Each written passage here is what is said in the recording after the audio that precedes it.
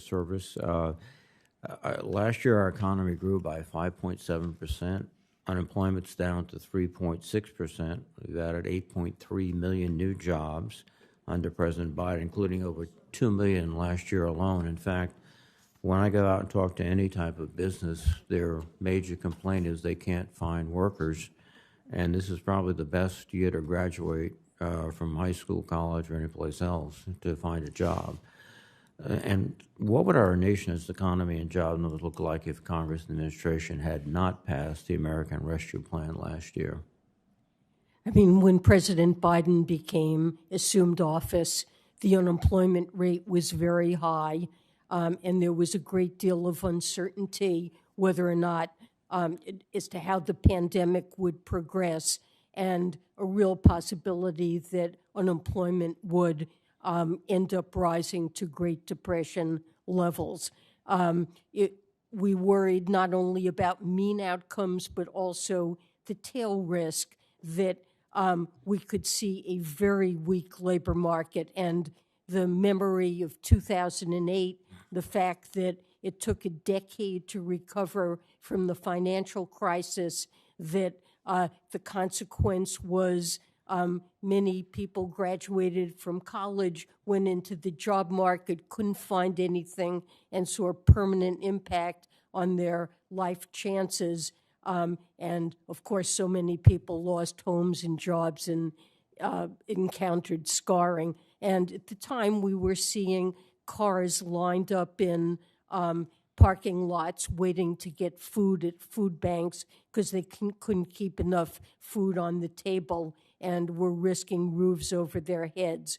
So the focus was on aiding those people and promoting a strong job market recovery.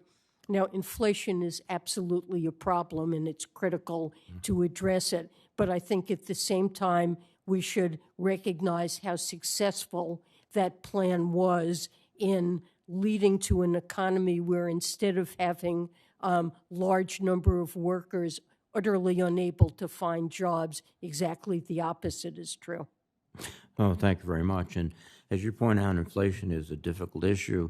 My sense is it was triggered by supply interruptions caused by COVID. Then it was exacerbated by the outbreak of war in the Ukraine and the disruption of the world energy markets.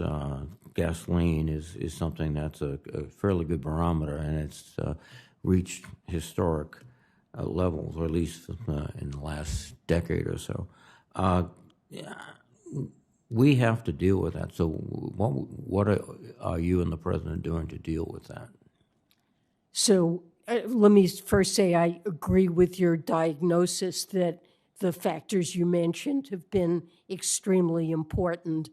The president has taken actions in a wide array of areas. With respect to energy prices, he's announced historic release of 1 million barrels a day from the Strategic Petroleum Reserve to hold down gas prices, allowing domestic private suppliers time to ramp up production. I think many domestic oil producers expected the recovery to be weak, and oil demand had diminished, and they didn't invest in drilling and producing wells, so supply diminished, and it's going to take a while for them to ramp up supply. And in the meantime, we have these strategic petroleum releases.